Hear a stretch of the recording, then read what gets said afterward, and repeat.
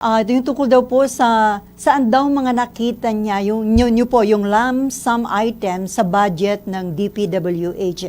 Nabanggit niyo na po ito kasi yung lump sum, magkano nga ba ito nakita niyo po ng mga lump sum na yun? 180 million per region. Ang napansin lang doon kay Lamsam, saang lugar sa region? Tapos, inaral ba ito? Ilan ba yung regions na walang evacuation centers o may kakulangang evacuation centers? Walang detalye. So, halimbawa, kung isang region, meron na doong nakatayong 5 evacuation center. Kailangan pa ba nila evacuation center? Hindi malinaw.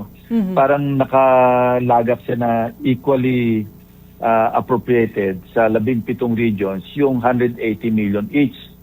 Eh di 3 billion na naman yon. Eh kung hindi kailangan ng rehiyon yung evacuation center at iba yung pangangailangan nila, paano gagawin natin doon? Hindi naman pwedeng basta pabayaan na nakalamsam yon. Lamsam in the sense na walang description. Basta ito yung halaga sa region yan, region 1, region 2, and so forth. Bahala na kayo dyan. Eh, hindi, although naka-item siya na evacuation center. Pero saan? Paano? At saka bakit uniform? Baka hindi pare-pare yung halaga ng isang evacuation center sa isang region. Baka mas malaki yung kailangan nila kaysa doon sa ibang region.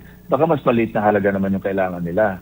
So yun yung issue na tinitingnan ko lang. Kaya tapos lump sum talaga yung, no matter how we look at it, talagang lump sum yun. So kung lump sum, can we consider it as pork barrel, sir?